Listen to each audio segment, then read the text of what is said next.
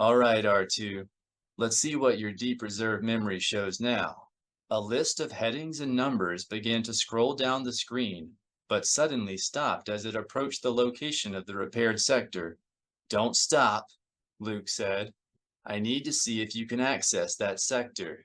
R2-D2 worried a moment, then the scrolling resumed. The missing sector number appeared, but the descriptive heading looked like nothing but random characters. Stop, Luke said. The scrolling continued until the heading vanished off the top of the screen, then stopped. Now your response time is slow, Luke complained. Bring it back. R2-D2 piped a question. The sector I've been trying to repair. 222. The list scrolled down until the lower half of the entry appeared at the top of the screen. And you're having roll problems. It looks like you've got a bug in your system. I may need to get out the Blastigauser. The entry stopped toward the middle of the screen. One letter in the heading changed with each line it sank. Stop. Why are you randomizing the heading? The droid whistled a denial. You are too. I saw the letters change. R2 worried a moment, then displayed a message on diagnostic screen. It must be encoded. Encoded? Luke began to wonder if perhaps the sector had been sequestered on purpose. R2-D2 had seen a lot of action even before the rebellion, and Luke was always curious about what secrets the little droid might have locked away. Then slice it. R2-D2 grated an objection. R2, you're an astromech droid. You have enough computing power to slice a triple key, double-blind randomizer. I think you can solve a simple substitution code. The droid buzzed in resignation, then began to whir and hum. A few moments later, the heading vanished altogether. Luke waited for it to return in legible form, then finally gave up and groaned. Don't tell me you've lost the heading. R2-D2 trilled an apology. No problem, Luke said, losing his patience with the little droid's excuses. He lowered his magnispecs. I'll just fuse it to a sector that's in the directory. R2-D2 withdrew his interface arm from the data socket and whistled in protest. Then plug back in and stop making this difficult. Let me see what's in that sector.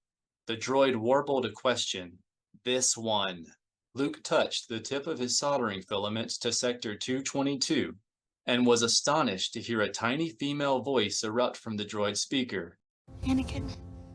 Luke caught a glimmer of moving light on the workbench. He flipped up his magnispecs, expecting to find the images of Tahiri and his dead nephew Anakin, sharing a personal moment R2-D2 had caught on his holorecorder.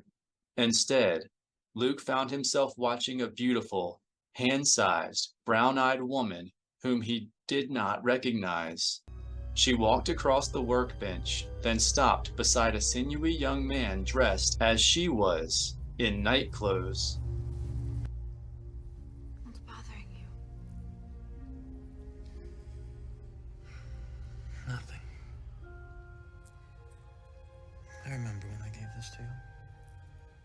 How long is it going to take for us to be honest with each other? It was a dream, Bad? like the ones I used to have about my mother, just before she died.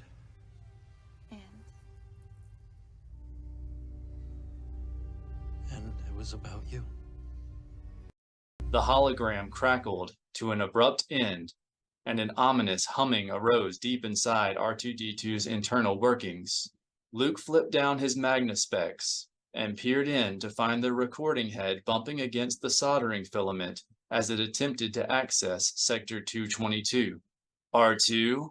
Luke reached for the droid's primary circuit breaker. Wait! The recording head stopped moving, but Luke did not lift the soldering filament. What are you doing? The droid reinserted his interface arm into the data socket, and Luke had to flip up his magnispecs to read the message on the diagnostic screen. He continued to hold the soldering filament in place. I need to reformat Sector 222. Those data are corrupted.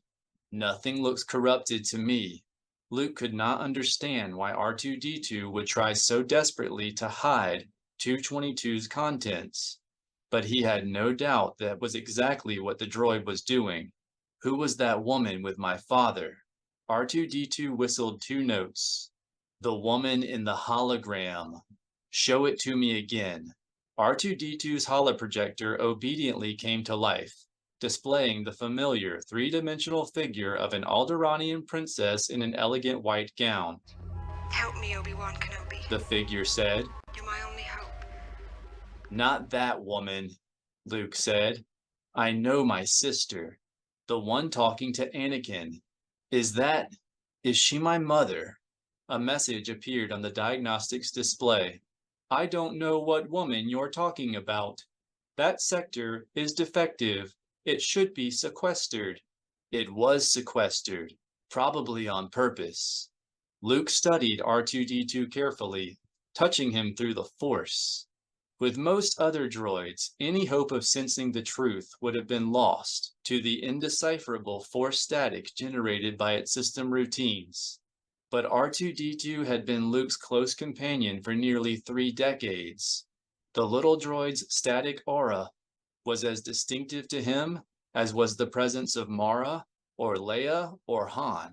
After a moment, Luke sensed the direction his question should take.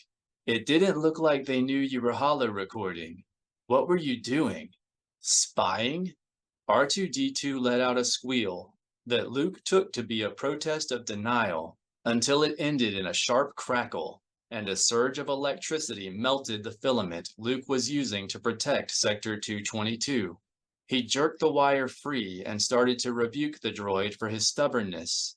But one whiff of the acrid fumes pouring from the access panel told him this much damage was nothing the droid would do to himself.